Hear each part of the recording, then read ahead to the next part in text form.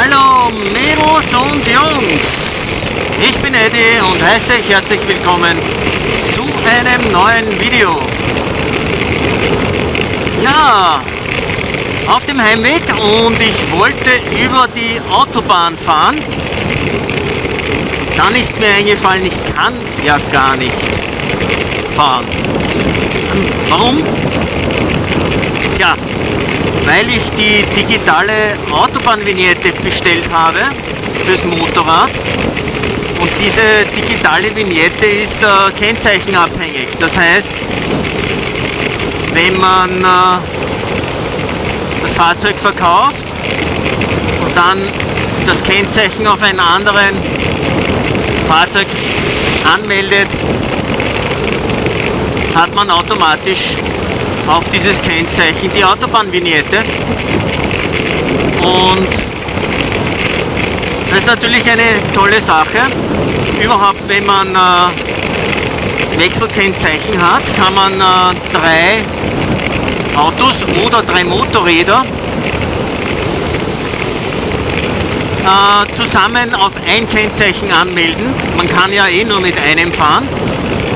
Und man braucht dann nur einmal die Autobahnvignette kaufen. Aber der Nachteil der digitalen Vignette ist, wenn man die am Internetportal des Autobahnbetreibers, der in Österreich ASFINAG heißt, bestellt, dann hat man 18 Tage Fernabsatzrecht. Das heißt, man kann bis zu 18 Tagen das Geschäft rückgängig machen. Das ist im österreichischen Gesetz so verankert und deswegen ist das Geschäft erst nach 18 Tagen rechtsgültig und somit natürlich auch die Vignette erst nach 18 Tagen gültig.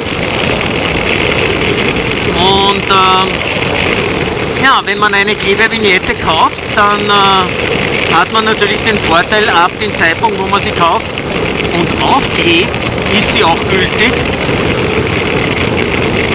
Aber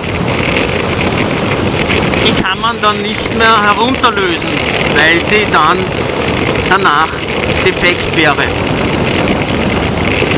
Ich habe mir natürlich gedacht, ich nehme mir eine digitale Vignette, dann ist sie auf die Nummerntafel gültig und ich kann dann, wenn ich ein anderes Motorrad dazu anmelde, also auf Wechselkennzeichen, kann ich dann mit beiden auch mal ein Stück über die Autobahn fahren.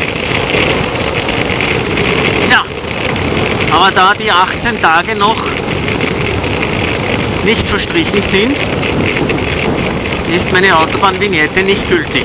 Somit wäre ich, wenn ich über die Autobahn fahre und man würde mich aufhalten, ohne Vignette unterwegs. Und ja, das mache ich sicher nicht, denn die Autobahnvignette kostet fürs Motorrad knapp 38 € oder um 38 € herum für ein Jahr.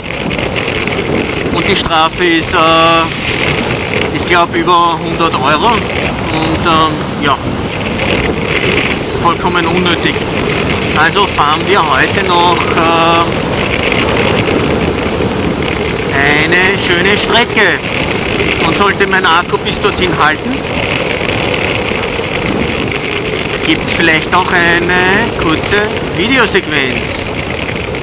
Ja, also, falls ihr durch Österreich fahrt und euch eine Vignette kauft, eine digitale, dann bitte bedenkt, 18 Tage müsst ihr warten, dann ist sie erst gültig, auch wenn ihr schon den Kauf am Portal abgeschlossen und eingegeben habt, ist sie trotzdem erst 18 Tage später gültig.